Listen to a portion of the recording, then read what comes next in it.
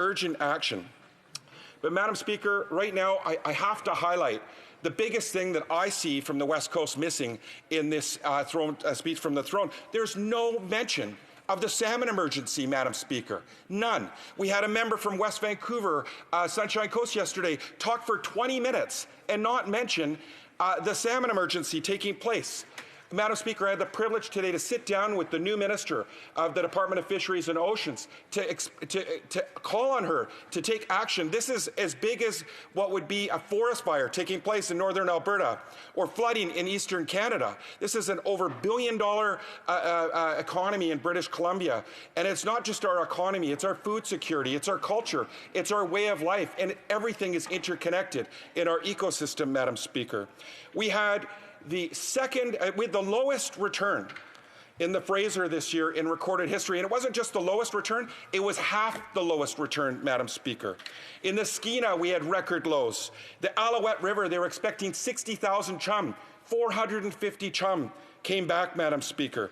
We had the Big Bar slide, and now we're hearing most of the fish didn't even make it. This is catastrophic times, Madam Speaker, and we don't want to, this government doesn't want to be the government that watched the West Coast and the Pacific salmon go the way of the Atlantic cod. We need the government to act with the sense of urgency that's taking place on the West Coast right now. I'm appealing to you. This isn't about blame or shame. This is about doing the right thing now, right now, and we need action. The government announces their salmon restoration funds, whether it be the BC Salmon Restoration Fund or the Coastal Restoration Fund. That money simply isn't flowing, Madam Speaker. We've got tons of volunteers out there trying to do the good work, and they're not seeing that money. We had over 60 people in Ucluelet with the Central West Coast Forest Society in Clayoquot and Barclay just on Saturday. Out there, they removed 23,000 tons of plastic and debris to clean up streams so we could get fish returning.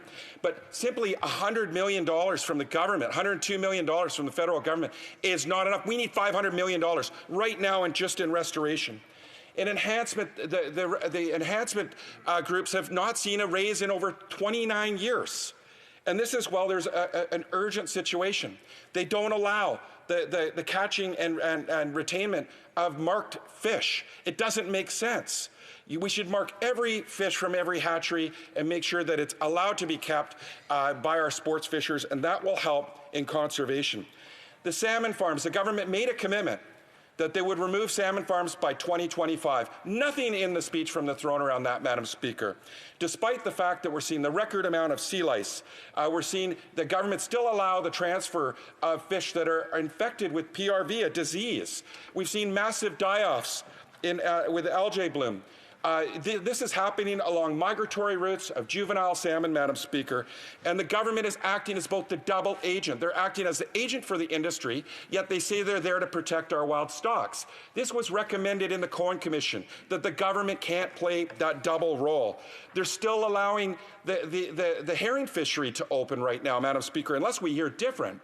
And this is fundamental because everything is interconnected. It is the bedrock species for our salmon, for southern resident killer whales. And Madam Speaker, it's a reduction fishery. Doesn't make sense. We're calling on the government to listen to local knowledge and Indigenous knowledge. So, Madam Speaker, we need the government to highlight there's a salmon emergency going on in British Columbia, and they need to announce that right away, Madam Speaker, and we need them on the ground.